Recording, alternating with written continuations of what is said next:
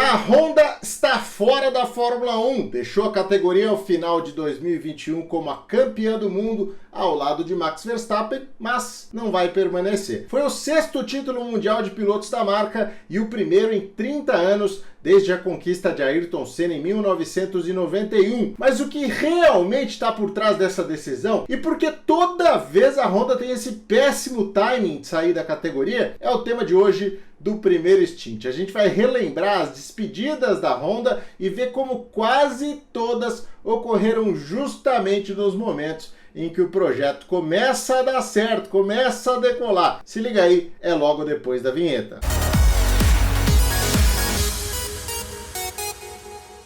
De repente, a Honda confia todo o seu projeto a Verstappen, um piloto já experiente na Fórmula 1, mas que de certa forma ainda precisava se provar.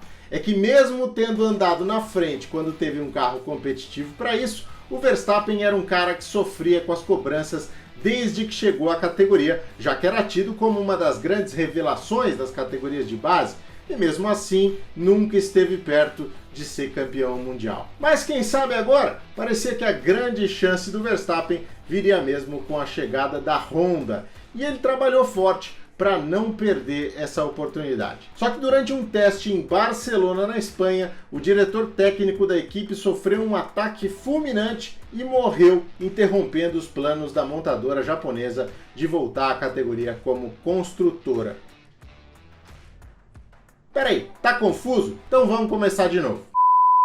Eu tô falando do Jos Verstappen e o ano é 1999.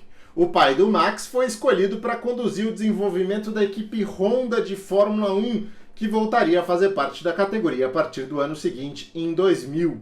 Só que a morte do engenheiro Harvey Postlewaite aos 55 anos, em função de um ataque do coração, abalou todo mundo que estava envolvido do projeto e fez a Honda pausar de forma indeterminada sua intenção de entrar na categoria como construtora. Essa foi só uma das zicas que atrapalharam a trajetória da Honda na categoria e que a gente vai lembrar hoje aqui no Primeiro Stint. Sem deixar de lado, é claro, o enorme sucesso dos japoneses, especialmente quando o assunto é a construção e preparação de motores. Antes, se você já conhece o canal, deixa aí o seu like, porque assim você ajuda a gente a levar esse conteúdo a cada vez mais pessoas. E se não conhece, peço aí a sua inscrição para que você possa acompanhar todas as nossas postagens. O canal está perto de completar 2 anos e a ideia até lá é que a gente chegue a 30 mil inscritos, mas isso só vai ser possível com o seu apoio, tá bem?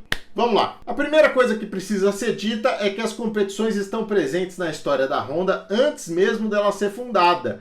É que o criador da companhia, o Soichiro Honda, já era apaixonado por velocidade e em 1936, 10 anos antes de criar a montadora, ele preparou o próprio carro, um Ford Turbo, para disputar o que é considerada a primeira corrida da história do Japão, no Tamagawa Speedway. Deu ruim, como você pode ver nessa foto, o Soichiro bateu feio, saiu voando e machucou o olho esquerdo, o que fez com que ele pensasse 2 vezes antes de entrar em um carro de competição dali em diante. Mas essa paixão era tão forte que as corridas foram os primeiros investimentos em marketing feitos pela Honda, ou no caso, pelo Sr. Honda, para expandir a marca.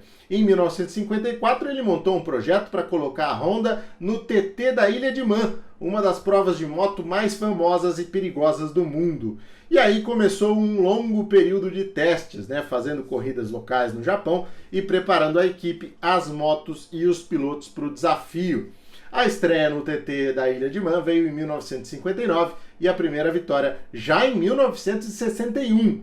No mesmo ano, a marca conquistou os títulos da 125 e da 250 cilindradas, no que hoje a gente conhece como a base da MotoGP. Uma ascensão impressionante para uma marca tão nova no mercado. Tá, mas e nas 4 rodas? Foi igual, a mesma rapidez. 4 anos depois de vender o primeiro carro, a Honda já estava na Fórmula 1. A primeira corrida foi em 1964 com o piloto norte-americano Ronnie Buchanan.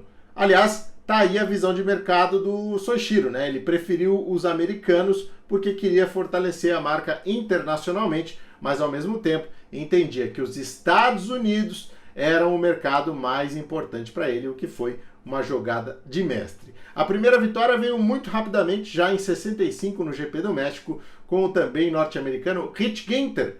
E a partir de 1967, a Honda conseguiu atrair para o carro dela um piloto campeão mundial, no caso o John Surtees. Só que é aí que começa a primeira grande zica da história da marca na Fórmula 1.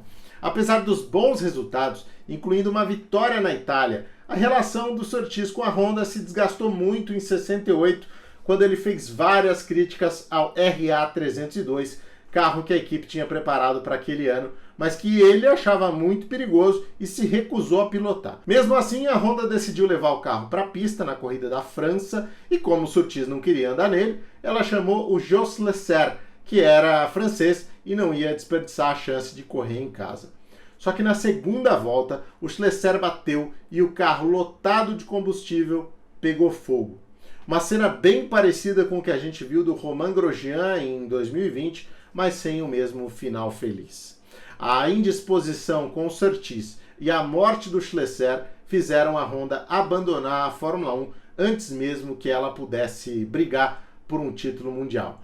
O que, pelo nível de evolução, pelo nível de qualidade que ela oferecia aos carros, aos pilotos, parecia só uma questão de tempo, como sempre foi para ele.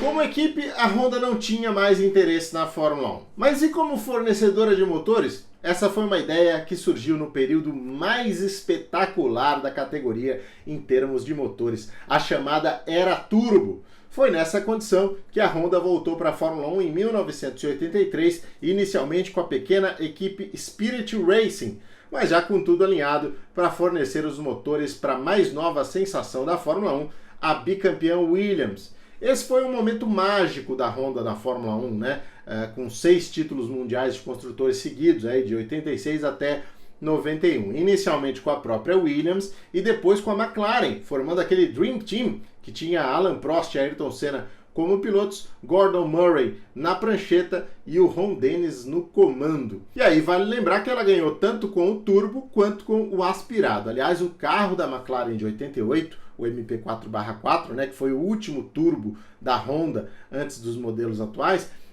tem até hoje o recorde de vitórias no mesmo ano. Foram 15 em 16 corridas, o que dá 93,7% das provas. Nenhuma outra equipe com nenhum outro fornecedor conseguiu um índice tão alto desde então. Mas esse período também chegou ao fim de um jeito trágico e que deixou marcas muito fortes, inclusive num piloto brasileiro. No meio da temporada de 91, o Ayrton Senna tinha uma proposta muito boa para correr na Williams, e quando o Soichiro Honda morreu, em agosto daquele ano, uma série de dúvidas sobre o futuro da parceria com a McLaren começaram a pairar no ar. O Senna acaba convencido a ficar por um telefonema recebido dos diretores no Japão que garantiram a ele a permanência da Honda na categoria. Depois de uma conversa com a família e mais algumas pessoas próximas, o Ayrton recusa a Williams e renova com a McLaren. E eu conto isso em um vídeo que eu deixo aqui para vocês assistirem também quando vocês quiserem. Mas, como vocês sabem, a Honda mudou de ideia no decorrer de 1992 e deixou o Ayrton e a McLaren na mão. É que a economia japonesa estava em crise depois do estouro da bolha financeira ali no final dos anos 80 e a Honda se via cada vez mais pressionada a cortar esse investimento. Até que decidiu chutar o balde, ignorar a promessa ao Ayrton e pular fora do barco, mesmo tendo conquistado o título do ano anterior. E não ajudou em nada, claro, o charuto que a McLaren estava tomando da Williams com os motores Renault ao longo de 1992. Foi um baque do qual, tecnicamente, o Ayrton não teve tempo de se recuperar, ele não foi novamente campeão do mundo, e a McLaren só conseguiu se recuperar muitos anos depois, no final da década, graças à parceria com a Mercedes-Benz. Como a gente já falou, em 1999, com a economia japonesa de novo em ordem, com a casa arrumada, a Honda volta a olhar para a Fórmula 1 com aquele projeto que a gente contou aqui no começo do vídeo, Só que a morte do Harvey Postlewaite mudou a parada e a marca aí precisou decidir, rapidamente o que ela ia fazer. E aí ela decidiu voltar só como fornecedora de motores da BAR, da BAR. Isso aconteceu já a partir de 2000, sem nenhum atraso, porque essa parte especificamente não dependia do Postlewaite. Ela já estava super adiantada pela Mugen. uma empresa independente que tinha continuado a preparar os motores da Honda sem envolvimento direto da marca, desde que a Honda saiu da Fórmula 1. O Panizzi e a Ligier ganharam com esse motor, a Jordan ganhou com esse motor, ou seja, o expertise da Mugen estava ali, era só tocar para frente com a Honda. O projeto da equipe própria que demorou um pouquinho mais, né, mas também rolou. Veio a partir de 2006, quando a Honda comprou a BAR, a BAR, em função das proibições das propagandas de cigarro na Fórmula 1. A BAR nada mais era do que a equipe da British American Tobacco, a fabricante do Lucky Strike, entre outras marcas. Esse período foi intenso, de muita grana investida, e a Honda chegou a ter até uma segunda equipe, a Super Aguri, assim como hoje a Red Bull tem a AlphaTauri. Mas durou pouco, porque a zica persegue e persegue forte. Depois de 2 anos horríveis, com os carros que eram uma porcaria, a Honda decidiu deixar a Fórmula 1 de novo no final de 2008, em função da crise financeira mundial desencadeada nos Estados Unidos. Aliás, essa crise foi uma baita bola de boliche, né? Porque acabou derrubando Toyota, BMW, marcas que saíram da Fórmula 1 aí no ano seguinte. Mas o que a Honda nem imaginava é que esse era o pior momento possível para ela sair da Fórmula 1. No começo do ano, a Super Aguri tinha desenvolvido um projeto que consistia no uso do difusor duplo e se encaixava perfeitamente nas brechas do regulamento de 2009. O Ross Brawn, que de bobo não tem nada, viu que a ideia era genial e já estava coordenando a introdução desse recurso no carro da Honda. Só que aí a Honda foi embora e o Ross Brawn tinha a opção de ir para casa e jogar o carro no lixo, ou fazer um esforço para tentar colocar aquela obra de arte para rodar. E foi isso que ele fez, né? Ele comprou a equipe por um valor simbólico, convenceu a Honda a deixar uma grana aí por running cost, fechou umas quirelinhas aí de patrocínio, arrumou um motor Mercedes e pumba! Um dos melhores carros da história da Fórmula 1 que a Honda perdeu a chance de dar nome. O domínio da Brawn permitiu ao Jenson Button e ao Rubens Barrichello disputarem o título, que ficou nas mãos do Button e que mostrou mais uma vez a alta capacidade da Honda de ir embora justamente quando a festa está rolando. Tudo isso dentro da estrutura que logo depois seria usada pela equipe Mercedes para dominar o esporte e inclusive ser a grande rival da Honda em 2021. Que vacilo! Meus amigos, os anos mais recentes vocês já conhecem. A Honda tentou reeditar a parceria com a McLaren como fornecedora de motores a partir de 2015, mas foi um desastre, primeiro porque um motor da era híbrida é muito mais complexo e fazer isso com um ano de atraso em relação às outras realmente foi de uma pretensão absurda por parte da Honda. Depois, porque a própria McLaren estava com a casa bagunçada, né? Fez carros ruins e ainda tinha o Alonso enchendo o saco de todo mundo. O divórcio acabou vindo no final de 2017 e a Honda partiu primeiro para Toro Rosso e depois para Red Bull a partir de 2019. Ela ganhou corrida com as duas equipes e esse ano foi a campeã mundial de pilotos com o Verstappen, agora o filho. Uma curiosidade bacana é que a Honda deixa a Fórmula 1 pela 4ª vez, sendo a segunda montadora que venceu corridas por mais equipes. Foram 6. A própria Honda, a Williams, a Lotus, a McLaren, a Toro Rosso e a Red Bull. E se botar a Mugen Honda aí junto, salta para 8, né, com a Ligier e com a Jordan.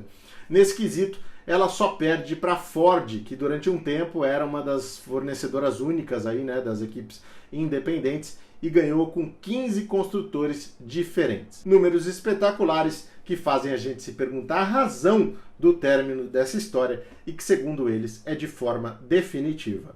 O argumento da Honda é que o investimento na Fórmula 1 não faz sentido para uma empresa que luta tanto pela neutralização das emissões de carbono. E na prática ela não quis esperar a Fórmula 1 evoluir nesse sentido, o que aliás já está acontecendo, né? A Fórmula 1 já está evoluindo.